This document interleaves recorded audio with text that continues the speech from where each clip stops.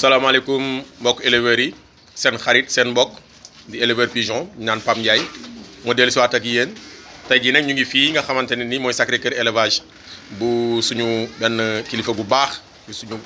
jaay ju baax di suñu grand bu baax ci wàllu élevage pigeon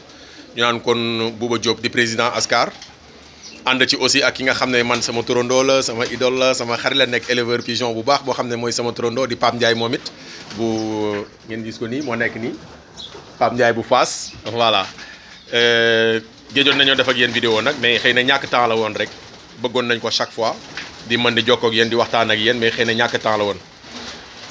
ñu ñëw nag bi yoon cette fois ci ci benn thème bu am importance parce que dama gis ne temps yi sonal na nit ñi lool muy feebar bi ñuy wax coryza. Coryza nekk feebar boo xamante ne mën nañu c'est une maladie respiratoire parce que ci système respiratoire pigeon bi foofu lay gën a sonalee pigeon fa lay manifesté woo ci gàttal rek nu ñu ko mën a teel a xàmmee ci pigeon mooy da nga gis sa pigeon bi day mel ni luy ñandu da ngay gis muy def bruit naan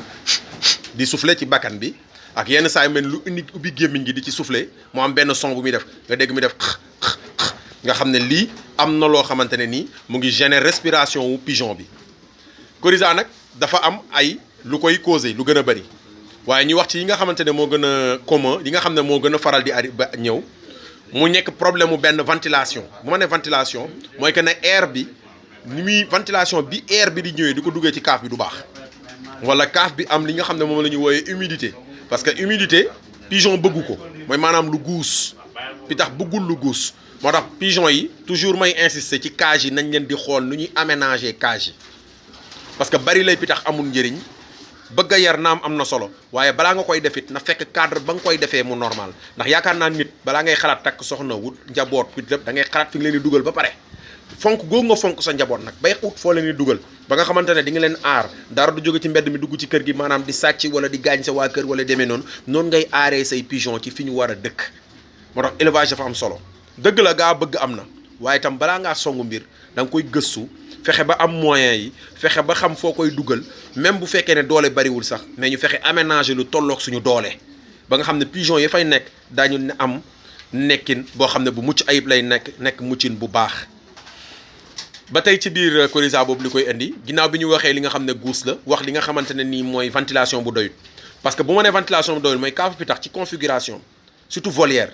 ngelaw bi dafa war di dóor. kaaf bi ndànk pas mu orienté wu fu am courant d'air parce que nag attention ventilation bu baax ak courant d'air bokkul pigeon bëggul courant d'air moo xam ne ngelaw boo xam ne da koy traversé à chaque fois ci kawam di ko dóor à chaque fois ci kawam di dem baaxul ci pigeon waaye bëgg nañ kaaf bi aéré de telle sorte que ngelaw li su ëffee kanam mu génnee ca kaw kaaf ba ci ginnaaw nga xam ne liy jógee ci kanam bu dóoree day pousse jéeg ca kaw loolu lu tax ñu soxla ko mooy air bi nga xam ne ambiance bi nga xam ne mu ngi daw ci biir kaaf bi toujours muy renouveler wu air bi di changer xet gi di changer ni ma leen koy misaalee mooy xam nga kaafu pitax neefere yaa nga fa mooy excrément pigeon yi lépp a ngi ci biir yenn saa yi mu guus yenn saa yi mu am poussière bu fekkee ne loolu noonu day des ci biir atmosphère boobu pigeon yi di ko noyyi chaque fois dañuy feebar dafa mel ni rek misaal ci nit ngeen baal ma ku neefere si pot tëjoog moom ci biir néeg sa nekkin foofu du fa neex noonu rek la demee ne exactement ci pigeon yi. moo tax à chaque fois ñuy bëgg cage bi am ventilation bu baax humidité bi ñu di ci xeex fexe ba dindi ko ba kaaf yi du guus ndox mi bu mu fay tuuru cage yi bu ñu ko def ci ay ruq gu nekk ci kër gi rek boo xam ne ngelaw du fa dugg ñu ne xaaral ma yar fi pitax loolu day sonal pigeon yi te gis naa ko lu ma gis la ay nit di yar ci ruq yoo kër gi naan ruq bi moo fi nekk mën naa fa yar pitax kenn du ko yar ci ay ruq dañ koy teg foo xamante ne day am aération pigeon élevage am bokkul ak élevage yu yeneen animaux yi. moom dafa laaj aération dafa laaj am espace bu muy mën a épanouir am espace boo xamante ne nii day sain ba tey ñu boolewaat aussi ci causes yi nga xamante ne nii war nañ koy moytu pour coryza bi mooy toujours kaaf bi nag di set bañ a am poussière ñu koy bale bu set ton ni lépp loo xam ne muy poussière ba da nga xam ne du fa am moo xam ci volière bu mag bi moo xam ci cage yi nekk ci biir léegi nag boo xamee ne tey par exemple remarqué nga symptômes yooyu noonu pigeon bi di am problème pour noyyi pigeon bi di respirer gémmiñ gi di ŋaan gémmiñ gi yenn saa yi di ko noyyee lu bari xamal ne kon kooku dafa fat dafa mel ni si ñun nit rek ñaare bu sa bakkan fattee guddi da ngay noyyee sa gémmiñ booy nelaw pigeon bi nag mënu la wax ne la damaa soj mais yow nit ki éleveur bi yaay bàyyi xel sa mala yaay bàyyi xel sa élevage ba mën a détecter yooyu yëpp nga xam ne ni mooy nekk ay problème léegi su fekkee ne sa cage remarqué nga fa coryza boobu muy fatt pigeon yi parce que dina dem ba infection bi dina toll foo xamante ne da ngay gis muy manifesté wu ci bëtu pigeon bi bët yi di jooy di guus di gëmm loolu tam ba tey manifestation coryza la ci pigeon coryza moom baaxul léegi nag liñ ci mën a def ba mucc ci surtout tàngoor bii ñu nekk nii nga xam ne cage yi day gaaw a guus cage yi day tàng dañuy fatt dafay nawet bi day ñëw yëpp ànd guus yëpp tàng lépp fatt coryza dafa yomb trop ndax coryza bu moom nawet vraiment day bari ànd ak beneen feebar bu bon boobu ñuy wax variole mooy bi def picc yi léegi yooyu soo ko remarqué sa cage xoolal bu baax sa aménagement cage ndax air bi mu ngi renouvelé wu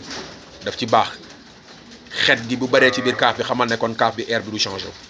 mais su fekkee ne cage bi amul xet nga xam ne kon boobaa air bi mu ngi renouvelé wu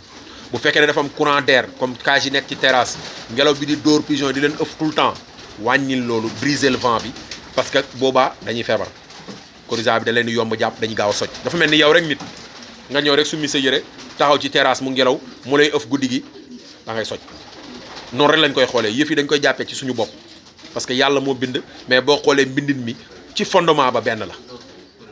léegi beneen bi si topp mooy boo xoolee sa ventilation cage nga contrôler ba amul courant d'air nga contrôler ba nga xam ne air bi mu ngi brassé wu maanaam xet desu fa nga ngay contrôler ndax guusul cage foog naaj di ko di ci dugg naaj di dugg ci biir cage dafa am solo waxuma ñu jël naaj bi teg ko ci kaw pigeon yi tout le temps mais cage bi fi pigeon yi di doxante ci biir volière bi naaj bi di ko taxaw daf ci am solo yooyu c'est très important ndax naaj boobu rek am na yenn microbe yoo xam ne tàngaaye naaj boobu rek da leen di rey te day wowal kaaf bi du guus te loolu dafa baax di leen di musal ci coryza bi léegi nag boo remarqué ne sa pigeon am na yooyu symptôme mën nga ko dimbali par nettoyer paxi bakkan yi parce que pigeon bi mënul jël baaraamam dugal ko ci paxi bakkan yi ñaare dafay am comme ni nit di fàttee ku ñaan ay bakkata ku nekk ci biir paxi bakkan yi fatt pigeon bi muy ŋaang gémmiñ gi parce que coryza dafa am ñaar façon ñu koy traité dañ koy traité ci wàllu li ci biir mooy infection bi ci biir pour mooy pigeon bi wala ci biir jëmmi pigeon bi kooku ay antibiotique ñoo koy traité du ma dugg nag si domaine antibiotique comme ni ma koy waxee parce que man du ma vétérinaire loolu nañ ci déglu vétérinaire ndax ñoom ñoo demoon école jàngi ko waaye antibiotique nga koy traité pour rey ko ci biir léegi nag li ngay dimbaliwaatee pigeon bi mooy paxi bakkan yi jàppal pigeon bi ubbi ndànk paxi bakkan yi dégagé ko ba nga xamante ne nii lépp lu si nekkoon si baxata dañ na pour nga permettre ko mu mën a noyyiwaale loolu c'est très important yooyu c'est très important moo tax ñun sax ñu utiliser yenn liquides yi bëgguma si du ma citer tur bi mais yenn liquide menthe yi bu ñu déplanté ki yenn dégagé bakkan yi nari ni ba pigeon bi mën a noyyi après seen ndox dañ ciy def menthe aussi bon du menthe n'importe quelle menthe parce que loolu boo demee ci vétérinaire dina la wax ban menthe la jox leen ay antibiotique pour rey feebar bi ci biir poumon yi parce que su infecté ci biir jàpp pigeon bi day chronique da ngay gis pigeon fu mu toll day sëqat après day rey pigeon coryza boobu dafay rey pigeon kon loolu il faut ñu veiller ci il faut ñu bàyyi ci xel lekk gi nañuy moytu lekk yi am poussière yi parce que pigeon dinay amee coryza ci lekk gu am poussière mu di ko socc di fatt bakkan yi moo tax lekk dañ koy lay tame ko ba mu set wecc ñu soog ko jox pitax ñi yor kaaf yi am suuf ñu moytu mu am poussière parce que poussière boobu toujours di xër pigeon yi dañuy socc dafa mel ni yow nit ki rek ngay noyyi ay pigeon day jàpp sa dënn ngay noyyi poussière plutôt day jàpp sa dënn noonu rek la demee ñu comprendre ko noonu ba moytu li nga xamante ne mooy coryza parce que jamono yi sonal na nit ñi trop sonal na nit ñi nañuy moytu courant d'air yi nañuy muur su fekkee cage yi ngelaw kër dëkk bi dafa am ngelaw da ngay muur cage yi wut benn rideau bu woyof nga muur ko ci cage yi ba ngelaw bi du ñëw directement di dóor pigeon yi nañuy moytu cage yi di guus nañuy fexe naaj di dugg ci biir cage yi nañuy fexe ba lekk yi du am poussière naanukaay yi nay set te tamit ñuy raxas naanukaay ndax benn pigeon bu amee coryza am yenn feebar ci biir kaaf bi di naan ci ndox mi yeneen di sëgg ci naan ci ndox mi facilement da leen koy jox dafay laaj toujours ñuy raxas naanukaay yi raxas lekkukaay ak eau de javel di nettoyer cage yi di ko désinfecter waxoon naa fi bee paas nañ ko defee virinette wala ñu koy defee eau de javel di nettoyer cage yi di bale ba mu set jël suñu temps élevage dafa laaj bët élevage ko amul temps amoo ci passion nanguwoo ci tilim bul ko def lillahi wa rasuli ndax da ngay amel sa élevage ak benn point boo xamante ne nii dinañ ko ci laalaal rek parce que dama remarqué benn phénomène bu xam ne temps yi mu ngi feeñ lu bari ci biir Facebook mooy nit yi dañuy am ay attaques ci seen pigeon yi mooy maanaam moo xam muus la ñi ay njàppaan la ak yooyu vraiment ñu leen ci masaw waaye benn conseil rek laa ci jox sama mbokk éleveurs yi bëgg mbir bu mu la ci dugal te mënoo ko balaa ngaa xalaata wuti pitax da ngay xalaat foo koy def muus yàlla da ko bind muy rëbb njanaaw yu mel noonu ay picc ak ay pigeon ak ay jinax ak muus moom noonu la mës a mel boo demee ba Amérique muus ya fa nekk bu ñu gisee pigeon dañ koy lekk kon nga xam ne yàlla suñu borom moo ko programmé noonu ñun doomu aadama yi ñu ngi xéwloo yeneen i mala ñu ngi reen di xar di lekk di rey ginaar di lekk di napp jën di ko lekk ku nekk ak ni la yàlla bindi ak li nga mën ne ku nekk ak fi nga situé ci chaîne alimentaire bi kii day lekk lii kooko lekk la lekk la noonu la yàlla bindee àddina kon nañu xam ne mala yooyu du seen ak mbon yàlla moo leen bindee noonu muus noonu la mel foo mën a dem noonu lay mel rey muusi àddina bi yëpp du tax muus bàyyi lekk bi tax loolu mënta nekk kon li war mooy ñu sàmm suñuy kaaf ni ngay sàmmee sa kër ba sàcc wala n'importe qui du fa dugg ni ngay sàmmee sa kër ba dara du taxawaalu ci mbedd mi ñëw dugg fi noonu ngay sàmmee cage pigeon ndax dañu am bakkan lillahi wa rasuli encore une fois nit ñi nañu respecter élevage pigeon ndax pigeon dafa am bakkan dafa am rôle da ngay gis yenn cage yi sa yaram dafay daw parce que amul sécurité mala bi nga ko jëlee ba tëj ko ci kaaf rek sécurité am kon yow la war ndax soo ko bàyyi woon mën naa naaw teg boppam foo xam ne musu ko fa fekk wala balaa mu ko fa fekk dana jafe mais yow mi ko jël ba wàccee ko tëj ko ci sa kàttan ak sa mën-mën ngalla na nga fexe ba def ko ci sécurité bu doy ba dara du ko laal kon nañuy investir ci suñu cage yi dañuy investir suñu temps ak suñu doole ak suñu xalaat ak suñu xam-xam ci suñu élevage loolu moo ñuy jëmale kanam loolu kese moo mën a jëmale kanam élevage pigeon mooy sàmm pigeon yi gannaaw bu yàlla suñu borom wéy leen dogalam ba noppi loolu dama ne woon rek benn parenthèse nañ ci waxtaan nañuy sàmm kaaf yi ndax damay gis yenn saa yi ñi nga xam ne muus dañuy dugg seen cage yi boo xoolee cage bi mënoo fa am élevage bu avancé doo ko fa mën a am dañuy waxante dëgg rek mbokk yi il faut ngeen di xoolaat seen kaaf yi bëgg pigeon bu mu tax nga tëb dugg ci na nga ko mën nit da ngay mën la ngay def ba pare kenn mënut yàlla mën waaye nañuy jéem suñu kéem kàttan di daaj ndànk-ndànk defar grillage parce que muus du bënn grillage muus du lekk bant muus du bënn miir comme jinax wala kaña muus mënu loolu contreplaqué dëgg rek muus du ko bënn kon nañuy fexe góorgóorlu defar kaaf yoo xam ne au moins loolu dana ci nekk même bu dee seng muus du ko bënn